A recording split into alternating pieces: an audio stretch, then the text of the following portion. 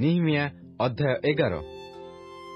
ପୁଣି ଲୋକମାନଙ୍କ ଅଧିପତି ବର୍ଗ ଜେରୁସାଲେମରେ ବାସ କଲେ ମଧ୍ୟ ଅବଶିଷ୍ଟ ଲୋକମାନେ ପବିତ୍ର ନଗର ଜେରୁସାଲେମରେ ବାସ କରିବା ନିମନ୍ତେ ପ୍ରତି 10 ଜଣ ମଧ୍ୟରୁ 1 ଜଣକୁ ସେ ସ୍ଥାନକୁ ଆଣିବା ପାଇଁ ଓ ଅନ୍ୟ 9 ଜଣଙ୍କୁ ଅନ୍ୟାନ୍ୟ ନଗରରେ ବାସ କରାଇବା ପାଇଁ ଗୁଳିବାଣ୍ଟ କଲେ। ଆଉ ଯେଉଁମାନେ ଜେରୁସାଲେମରେ ବାସ କରିବାକୁ ସ୍ୱେଚ୍ଛାପୂର୍ବକ ଆପଣାମାନଙ୍କୁ ସମର୍ପଣ କଲେ, ଲୋକମାନେ ସେମାନଙ୍କର ଧନ୍ୟବାଦ କଲେ। ପ୍ରଦେଶର ଏହି ପ୍ରଧାନ ବର୍ଗ ଜେରୁସାଲେମରେ ବାସ କଲେ, ମାତ୍ର ଜିହୁଦାର ନାନା ନଗରରେ ଲୋକମାନେ ଅର୍ଥାତ୍ ଇସ୍ରାଏଲ, ଯାଜକମାନେ ଓ ଲେବୀୟମାନେ ଓ ନଥିନୀୟମାନେ ଓ ସଲୋମନଙ୍କର ଦାସଗଣର ସନ୍ତାନମାନେ ପ୍ରତ୍ୟେକେ ଆପଣା ଆପଣା ଅଧିକାରରେ ଆପଣା ଆପଣା ନଗରରେ ବାସ କଲେ। ପୁଣି ଜିହୁଦାର ସନ୍ତାନଗଣ ମଧ୍ୟରୁ ଓ ବିନ୍ୟାମିନର ସନ୍ତାନଗଣ ମଧ୍ୟରୁ କେତେକ ଲୋକ ଜେରୁସାଲେମରେ ବାସ କଲେ। ଜିହୁଦାର ସନ୍ତାନଗଣ ମଧ୍ୟରୁ ଉସିୟର ପୁତ୍ର ଅଥାୟ, ସେହି ଉସିୟ ଜିଖରିୟର ପୁତ୍ର, ଜିଖରିୟ ଅମରିୟର ପୁତ୍ର, ଅମରିୟ ସଫଟିୟର ପୁତ୍ର, ସଫଟିୟ ମହଲେଲର ପୁତ୍ର, ମହଲେଲ ପେରସ୍ ସନ୍ତାନଗଣ ମଧ୍ୟରୁ ଜଣେ। ଆଉ ବାରୁକର ପୁତ୍ର ମାସେୟ, ସେହି ବାରୁକ କଲହୋସିର ପୁତ୍ର, କଲହୋସି ହସାୟର ପୁତ୍ର, ହସାୟ ଅଦାୟର ପୁତ୍ର, ଅଦାୟା ଜୟାରିବ୍ର ପୁତ୍ର, ଜୟାରିବ୍ ଜିଖରିୟର ପୁତ୍ର, ଜିଖରିୟ ସିଲୋନିର ପୁତ୍ର। ପେରସ୍ର ସନ୍ତାନ ସର୍ବସୁଦ୍ଧା 468 ଜଣ ବୀର ପୁରୁଷ ଜେରୁସାଲେମରେ ବାସ କଲେ।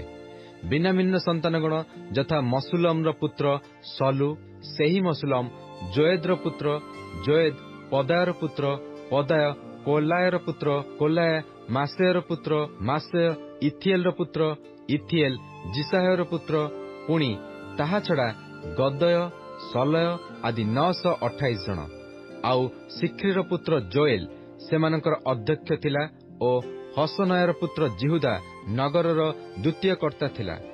ଯାଜକମାନଙ୍କ ମଧ୍ୟରୁ ଯଥା ଜୟାରିବ୍ର ପୁତ୍ର ଜିଦୟ, ଜାଖିନ୍, ହିଲ୍କିୟର ପୁତ୍ର ସରାୟ, ସେହି ହିଲ୍କିୟ ମସୁଲମର ପୁତ୍ର, ମସୁଲମ ସାଦକର ପୁତ୍ର, ସାଦକ ମରାୟତର ପୁତ୍ର, ମରାୟତ ଅହିଟୁବ୍ର ପୁତ୍ର, ଅହିଟୁବ୍ ପରମେଶ୍ୱରଙ୍କ ଗୃହର ଅଧ୍ୟକ୍ଷ ଥିଲା।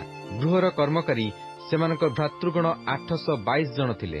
ପୁଣି ଜିରୋହମର ପୁତ୍ର ଅଦାୟା, ସେହି ଜିରୋହମ ପଲିଲୟର ପୁତ୍ର, ପଲିଲୟ ଅମ୍ସିର ପୁତ୍ର, ଅମ୍ସି ଜିଖରିୟର ପୁତ୍ର, ଜିଖରିୟ ପଶହୁରର ପୁତ୍ର, ପଶହୁର ମଲକିଏଲର ପୁତ୍ର।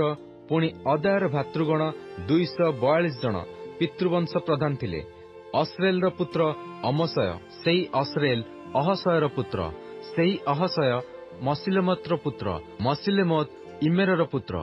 ଆଉ ସେମାନଙ୍କ ଭ୍ରାତୃଗଣ 128 ଜଣ ମହାବିକ୍ରମଶାଳୀ ପୁରୁଷ ଥିଲେ ଓ ହଗବୋଲିମର ପୁତ୍ର ସବ୍ଦିଏଲ ସେମାନଙ୍କ ଅଧ୍ୟକ୍ଷ ଥିଲା।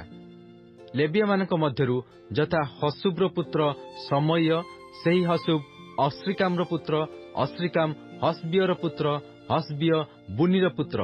ଆହୁରି ଲେବୀୟ ପ୍ରଧାନ ବର୍ଗ ମଧ୍ୟରୁ ଶବ୍ଦଥୟ ଓ ଯୋସାବଦ ପରମେଶ୍ୱରଙ୍କ ଗୃହର ବାହାର କାର୍ଯ୍ୟର ଅଧ୍ୟକ୍ଷ ଥିଲେ। ଆଉ ଆସଫର ବଂଶଜାତ ଶବ୍ଦିର ପୌତ୍ର ମିକାର ପୁତ୍ର ମତନୀୟ ପ୍ରାର୍ଥନାକାଳୀନ ଧନ୍ୟବାଦ ଆରମ୍ଭ କରିବାରେ ପ୍ରଧାନ ଥିଲା ଓ ତାହାର ଭ୍ରାତୃଗଣ ମଧ୍ୟରୁ ବକବୁକିୟ ଦ୍ୱିତୀୟ ଥିଲା। ପୁଣି ଜିଦୁଥୁନ ବଂଶଜାତ ଗାଲଲର ପୌତ୍ର ସମୁଏର ପୁତ୍ର ଅବ୍ଦ। ପବିତ୍ର ନଗରସ୍ଥ ଲେବୀୟମାନେ ସର୍ବସୁଦ୍ଧା 284 ଜଣ ଥିଲେ।